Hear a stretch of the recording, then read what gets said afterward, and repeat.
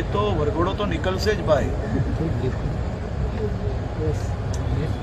એ લંગડાતા જ ચાલશે. આ જીવન એ પરિસ્થિતિ ના થાય તે માટે કાનૂનનું પાલન કરવું એ આવશ્યક છે. આ વરઘોડા શબ્દ જે છે એ વરઘોડા શબ્દનો ઉપયોગ ક્યારેય ગુજરાત પોલીસ કરતી નથી. વરઘોડા શબ્દનો પ્રયોગ ક્યારે પણ ગુજરાત પોલીસ અથવા ઇન્વેસ્ટિગેશનના પેપર્સમાં થતી નથી. અને વરઘોડા કરવાની પ્રથા, એ જે વરઘોડા શબ્દનો ઉપયોગ છે એ મોટા ભાગે પ્રેસ અને મીડિયાથી આવેલી એક શબ્દ છે. કોઈ પણ ગુનો બને એટલે એ ગુના માટે જે કે એવિડન્સ કલેક્ટ કરવાના હોય એ ખૂબ જરૂરી છે. અને એવિડન્સ કલેક્ટ કરવા માટે અમુક પ્રક્રિયાઓ અપનાવવાની હોય છે.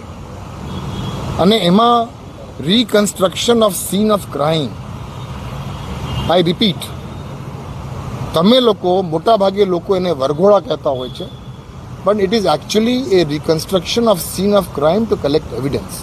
અને તપાસની સમગ્ર પ્રક્રિયામાં આ રિકન્સ્ટ્રક્શન ખૂબ મહત્વની બાબત છે. પરંતુ જ્યારે પણ કોઈ પણ જગ્યાએ મારા ધ્યાન ઉપર અથવા વરિષ્ઠ પોલીસ અધિકારી ધ્યાન ઉપર આવ્યું છે કે રિકન્સ્ટ્રક્શન ઓફ સીન ઓફ ક્રાઇમના બહાના હેઠળ કોઈ પણ ઇલીગલ એક્ટિવિટી કરવામાં આવી હોય તો એના વિરુદ્ધ પગલાં લેવા માટે પણ આપણી તૈયારી છે. પરંતુ ધીસ ઇઝ વન વર્ડ, આ એક શબ્દ છે વરઘોડા કાઢવાનું.